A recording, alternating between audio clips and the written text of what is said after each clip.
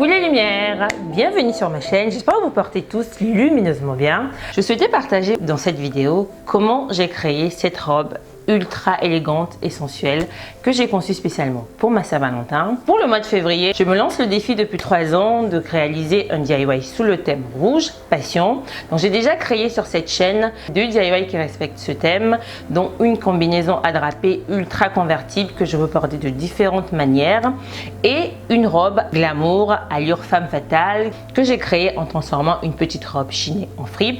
Et cette année, je reste sur le même thème avec cette robe aux détails twistés sur le devant qui donne cette allure très chic et très sensuelle. La robe est très facile à réaliser et plutôt très accessible débutant.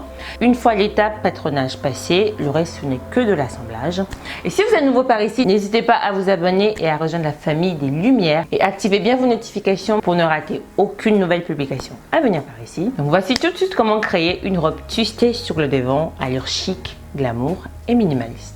Pour créer le patron, je trace 2 lignes perpendiculaires, je marque 8 cm sur celle horizontale et 6 sur celle verticale. Je joins les 2 points par une courbe, je définis ma longueur de manche, puis descends de 10 cm pour tracer ma nouvelle ligne d'épaule. Je pars de ma hauteur de buste pour tracer ma ligne de taille, puis je reporte mon tour de taille divisé par 4. Je définis ma largeur de manche que je relie en courbe à la valeur tour de taille. Par la hauteur du bassin, je trace mon tour de bassin divisé par 4 qui rejoint mon tour de taille. Je définis la longueur de ma robe, puis sa largeur, ici 22 cm, qui rejoint le tour de bassin. Je descends de 5 cm pour tracer une nouvelle ligne d'épaule que j'étends sur 8 cm pour connecter un tracé depuis la ligne d'épaule vers le bas de la robe. À cette étape, mon patron dos se présente avec une encolure arrondie et une ligne droite, et mon patron devant se présente avec 2 lignes obliques sur un des côtés. Sur le patron dos, je reporte ma ligne de taille initiale, je lui soustrais 1,5 cm, je joins le tout par une courbe pour obtenir mon nouveau patron dos. Sur le devant, je reporte ma nouvelle ligne de taille pour y tracer 3 lignes de 2,5 cm d'intervalle, le premier vers le bas, le deuxième sur le côté et le troisième sous le bassin.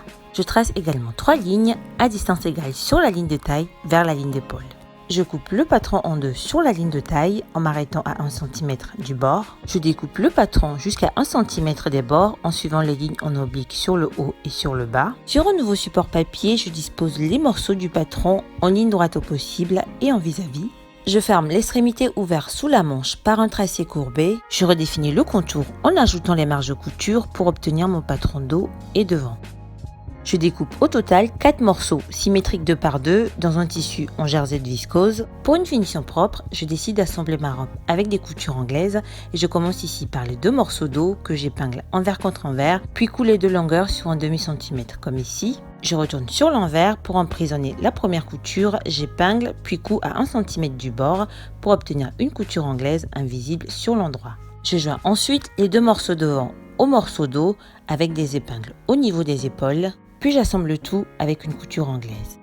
Je fais ensuite un ourlet sur le bord central en partant de l'encolure et sur tout le pourtour des 2 faces avant. Pour créer la torsade sur le devant de la robe, j'attrape les 2 morceaux par le côté ouvert comme ceci.